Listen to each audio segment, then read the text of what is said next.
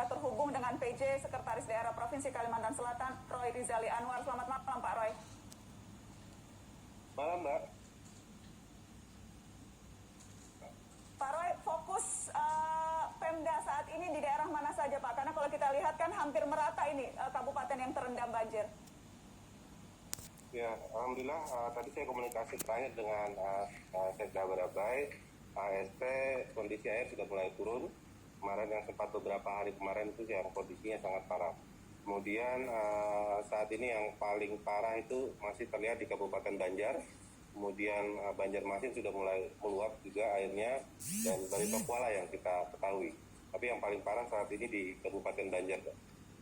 Upaya-upayanya untuk memastikan proses distribusinya merata, termasuk ke warga yang mengungsinya ke rumah-rumah, Pak. Seperti tadi misalnya tamu saya di Mata Najwa, Ibu Nurjana, itu mengungsinya di rumah keluarga, tapi di sana ramai begitu, ada 7 kepala keluarga, ada 24 orang dan sulit mendapatkan bantuan. Bagaimana bisa menjangkau warga-warga ini, Pak? Ya, yang pasti saya sampaikan upaya yang sudah dilakukan Pemprov Kalsel.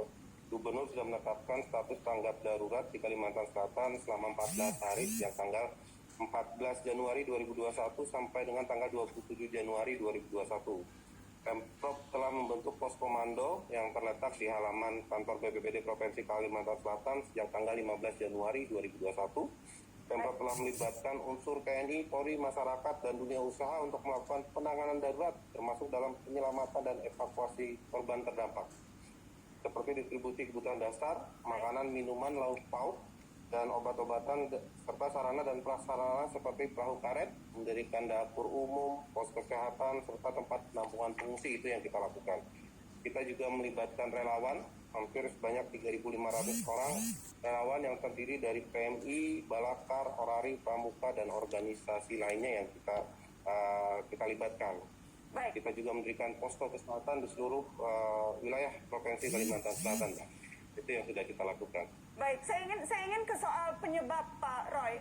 Apakah memang Pemda juga mengakui bahwa ini tidak sepenuhnya karena curah hujan yang ekstrim, tapi karena kerusakan lingkungan, Pak?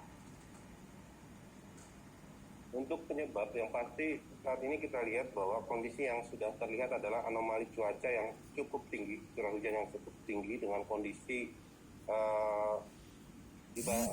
luar biasa dibandingkan normal, di mana curah hujan yang sangat tinggi, hampir 2 miliar lebih meter kubik yang terjadi pada kondisi 3-4 hari yang lalu, pada tanggal 10 sampai dengan tanggal 13 Januari. Terkait kondisi lain yang terjadi, itu saya rasa mungkin perlu penelitian yang lebih detail terkait ini. Dan memang kondisi seperti ini pernah terjadi pada tahun 1928, khususnya di daerah tangkapan air Barabai. Kondisi ini kami sinyalir merupakan periode ulang 50 atau 100 tahunan. Apakah ada kerusakan alam yang terjadi? Saya rasa mungkin harus ada penelitian yang lebih lanjut. Kita akan libatkan teman-teman dari akademisi maupun profesional untuk melakukan penelitian ini. Pak Roy, tapi saat ini kami lihat maaf saya potong Pak Roy, kalau soal penelitian rasanya sudah banyak dilakukan, Pak Roy.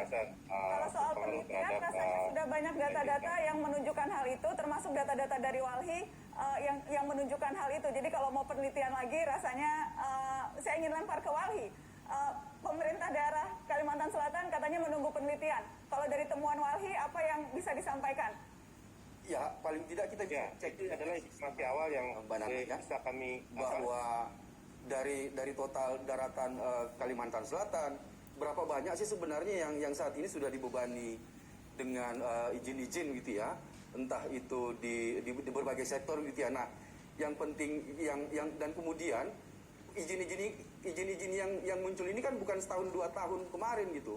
Ini sudah bahkan ada yang 20 tahun, ada yang 15 tahun. Nah, kalau kemudian apakah pada saat pemberian izin tidak dilakukan penelitian dulu, tidak dilakukan kajian dulu, dan kemudian hari ini kemudian untuk dijadikan lagi alasan untuk meneliti lagi kan gitu, mengkaji apakah kemudian betul ada hubungannya dengan banjir hari ini dengan dampak kerusakan ekosistem kawasan hutan yang ada hari ini di Kalimantan Selatan, Mbak Nana. Silakan Pak Roy, karena kalau dari KLHK saja mengatakan penurunan luas hutan alam di Kalsel itu mencapai 62,8%. Ini dan kemudian disebut salah satu penyebab banjir juga ini karena berkurangnya hutan primer dan sekunder dalam 10 tahun terakhir. Jadi ada banyak data yang memang menunjukkan penyebabnya karena beralihnya fungsi hutan. Pak Roy.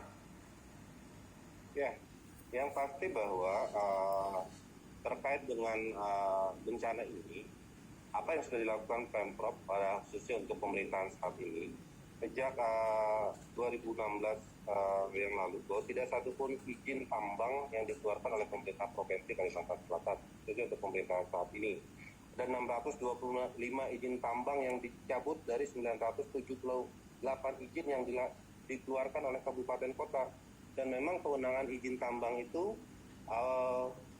baru diserahkan ke provinsi itu sejak tahun 2017. Itu yang terjadi. Kemudian apa yang sudah kami lakukan?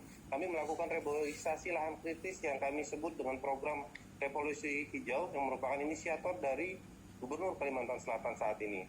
Sudah terlaksana 60.000 hektar dalam waktu 3 tahun yang kita lakukan reboisasi. Kemudian kita juga menetapkan Pegunungan Meratus sebagai geopark yang merupakan status yang sekarang statusnya sudah status nasional dan diusulkan untuk menjadi UNESCO Global Geopark untuk melindungi Pegunungan Meratus sekaligus memberi manfaat ekonomi bagi masyarakat di dalamnya. Baik, saya ingin pengawasan ilegal. Baik, saya ingin lempar ke Bang Edo. Walhi, langkah-langkah yang diambil pemerintah Kalimantan Selatan itu cukup atau menurut Anda seharusnya perlu, karena saya membaca Walhi sempat mengatakan perlu mengevaluasi seluruh pemberian izin tambang. Sejauh itukah yang harus dilakukan? Ya, saya kira itu langkah yang memang harus dilakukan hari ini. Kalau kemudian bahwa fakta banjir hari ini sangat erat kaitannya juga dengan menurunnya kondisi ekosistem kawasan hutan.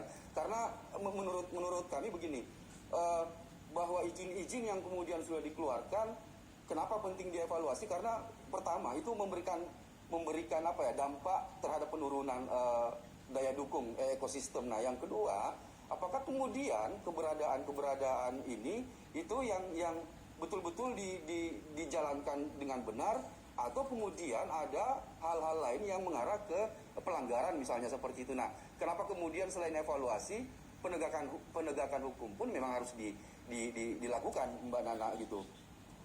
Oke, Pak Roy, ada rencana untuk audit atau untuk melihat meninjau ulang penggunaan lahan di Kalimantan Selatan? Ya, tadi seperti yang saya sampaikan, kita akan lakukan evaluasi dengan melakukan kajian seberapa besar sih informasi yang tadi disampaikan Wali itu memang berpengaruh pada kondisi banjir saat ini. Dan itu tidak bisa kita lakukan saat ini karena memang memerlukan waktu yang cukup untuk melakukan itu. Kita akan melibatkan semua profesional yang profesional memang dan akademisi terkait untuk memastikan itu. Kita akan lakukan evaluasi itu. Tapi bahwa ini salah satu hal yang akan menjadi perhatian serius pemerintah Kalimantan Selatan ke depannya. Begitu Pak Roy? Ya, betul, itu komitmen pemerintah saat ini bahwa itu menjadi perhatian serius yang pasti.